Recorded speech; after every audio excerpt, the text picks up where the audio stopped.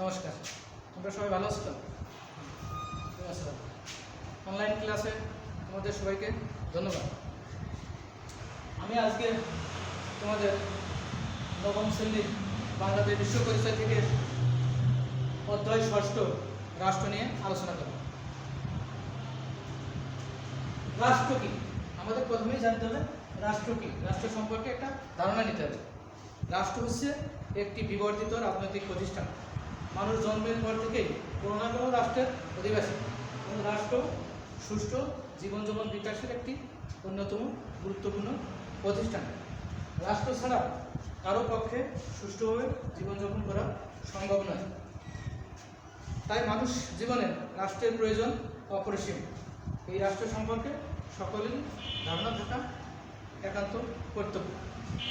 তাই এখন আমরা জানব রাষ্ট্র কি। রাষ্ট্র কি? স্টেট বা রাষ্ট্র শব্দটি সর্বপ্রথম ব্যবহার করেন ইতালীয় রাষ্ট্রবিজ্ঞানী ম্যাকিয়াভেলি। তিনি বলেন, রাষ্ট্র হচ্ছে কয়েকটি পরিবার ও গ্রামের সমষ্টি, যার সুস্থ জীবনযাপন বিকাশের জন্য অত্যন্ত গুরুত্বপূর্ণ। রাষ্ট্র শব্দটি অনেক ক্ষেত্রে জাতি, সরকার, দেশ, ধর্ম ইত্যাদি শব্দের সমার্থক শব্দ হিসাবে ব্যবহৃত হয়। অতএব আমরা সাধারণভাবে বলতে পারি, যার একটি নির্দিষ্ট ভূখণ্ড, জনসমষ্টি, সরকার ও সার্বভৌমত্ব আছে, তাকে আমরা রাষ্ট্র হিসাবে আখ্যায়িত করতে পারি। প্রমাণ্য সংজ্ঞা: বিভিন্ন সমাজবিজ্ঞানী বা রাষ্ট্রবিজ্ঞানী বিভিন্ন রাষ্ট্রের সংজ্ঞায়িত করেছে। আমরা তিনজন রাষ্ট্রবিজ্ঞানী রাষ্ট্র সম্পর্কে কি বলেছেন সে সম্পর্কে আলোকপাত করব। প্রথমে রাষ্ট্রবিজ্ঞানী এরিস্টটল বলেন,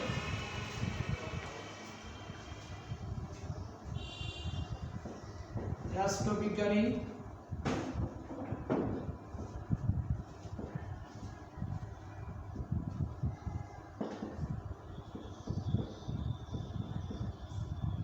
এরিস্টটল বলেন, রাষ্ট্র হচ্ছে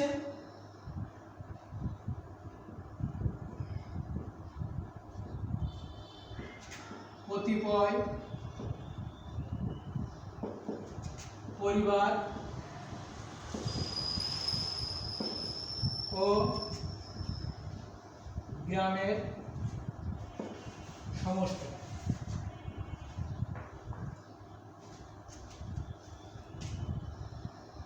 যার উদ্দেশ্য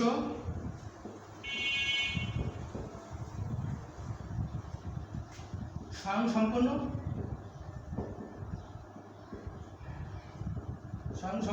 জীবন।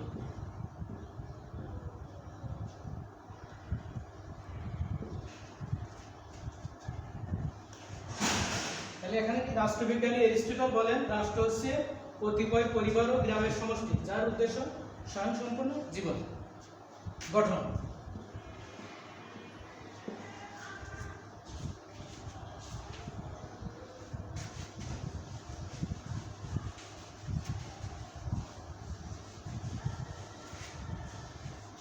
এবারে রাষ্ট্রবিজ্ঞানী ব্রনসলি,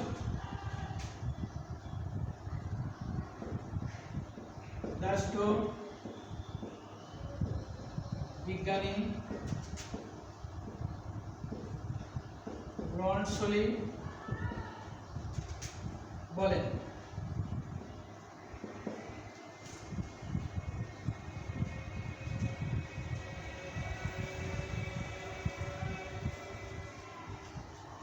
কোনো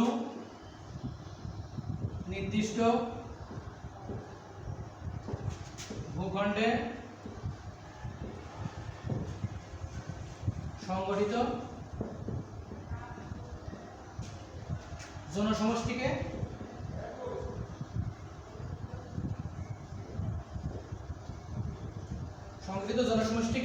রাষ্ট্র বলে।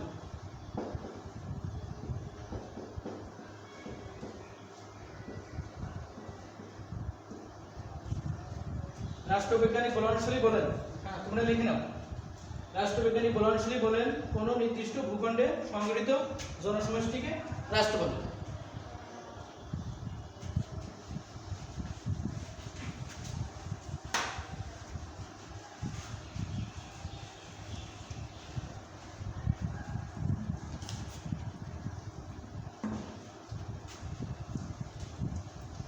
রাষ্ট্রের সর্বাপেক্ষা গুরুত্বপূর্ণ সংজ্ঞা দিয়েছেন রাষ্ট্রবিজ্ঞানী উইড্রো উইলসন।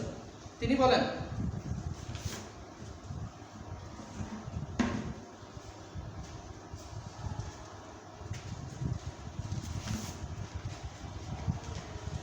রাষ্ট্র হল এমন একটি সমাজ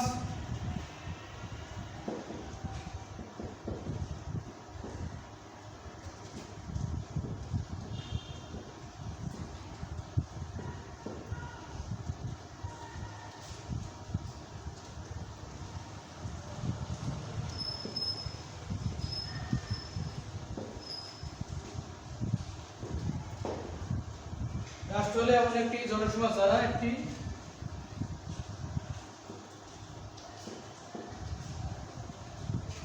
নির্দিষ্ট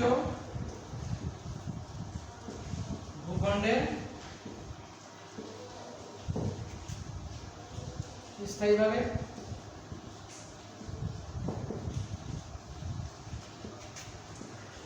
বসবাস করে।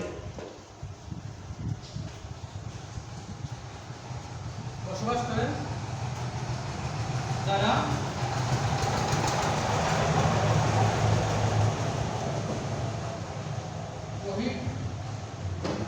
শক্তির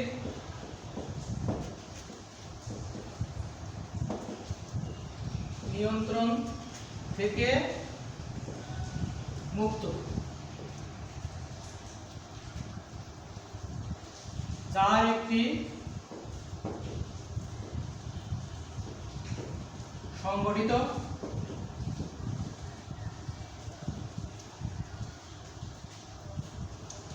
সরকার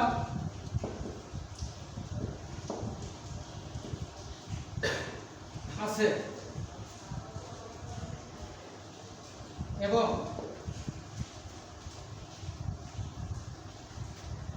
যার প্রতি ওই জনসমাজ স্বভাবতই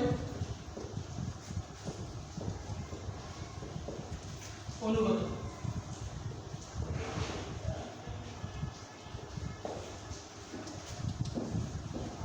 রাষ্ট্রের সর্বাপেক্ষা গুরুত্বপূর্ণ সংজ্ঞা দিয়েছেন রাষ্ট্রবিজ্ঞানী উইড্রো উইলসন। তিনি বলেন, রাষ্ট্র হইল এমন একটি জনসমাজ যারা একটি নির্দিষ্ট ভূখণ্ডে স্থায়ীভাবে বসবাস করে, যারা বহিঃশত্রু নিয়ন্ত্রণ থেকে মুক্ত, যার একটি সংগঠিত সরকার আছে এবং যার প্রতি ওই জনসমাজ সুতরাং আমরা লাস্টে বলতে পারি রাষ্ট্র হচ্ছে একটি নির্দিষ্ট ভূখণ্ড যার একটি নির্বাচিত সরকার থাকবে এবং নির্দিষ্ট এবং জনসমষ্টি থাকবে এবং যার প্রতি ওই জনসমাজ স্বভাবতই অনুগত থাকবে, তাকে আমরা রাষ্ট্র বলতে পারি। বুঝতে পারছো রাষ্ট্র কাকে বলে? রাষ্ট্র সম্পর্কে আমরা মোটামুটি একটা ধারণা পেয়েছি। তাহলে আমরা রাষ্ট্র বলতে পারি। এখন কেউ বলতে পারবা যে রাষ্ট্র কাকে বলে? রাষ্ট্র হচ্ছে একটি নির্দিষ্ট ভূখণ্ড থাকবে, যার একটি জনসমষ্টি থাকবে, যার একটি নির্বাচিত সরকার থাকবে এবং সরকার সেই রাষ্ট্র বহিঃশত্রু নিয়ন্ত্রণ থেকে মুক্ত থাকবে, তখন তাকে আমরা রাষ্ট্র হিসাবে আখ্যায়িত করতে পারি।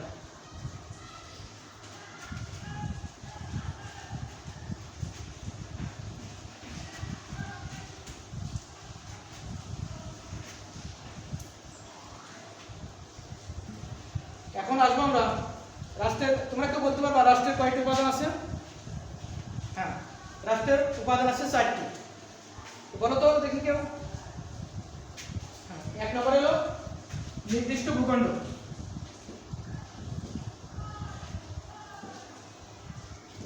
নির্দিষ্ট ভূখণ্ড।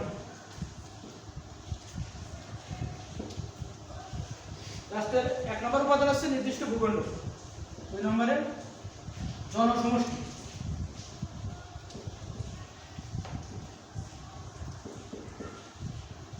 3 নম্বর হচ্ছে সরকার, 4 নম্বর হচ্ছে সার্বভৌমত্ব,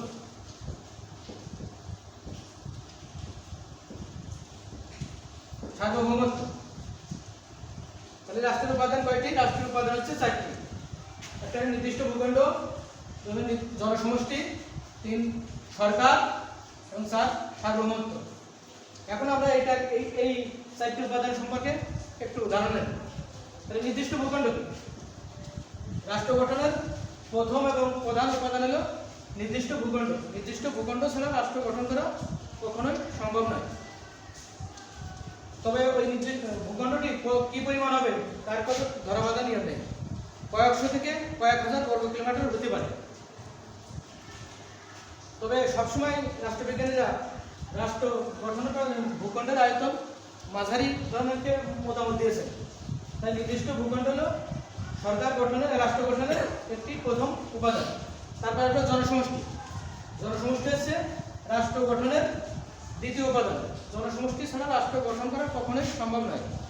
জনগণই যদি না থাকে তাহলে রাষ্ট্র গঠন করা কি সম্ভব? শূন্যতা রাষ্ট্র গঠন করা সম্ভব নয়। অতএব জনসমষ্টি। তবে রাষ্ট্র গঠনের জন্য কি পরিমাণ জনসমষ্টি হতে হবে তার কোনো ধরাবাঁধা নিয়ম নেই। কম সংখ্যক জনগণ নিয়েও রাষ্ট্র গঠিত হতে পারে, আবার বেশি সংখ্যক জনগণ নিয়েও রাষ্ট্র গঠিত হতে পারে। যেমন সান মেরিনিয়া একটি দেশ, সেই দেশে মাত্র 12,000 লোকের বসবাস, সেটাও কিন্তু একটা রাষ্ট্র হিসাবে স্বীকৃতি পেয়েছে। আবার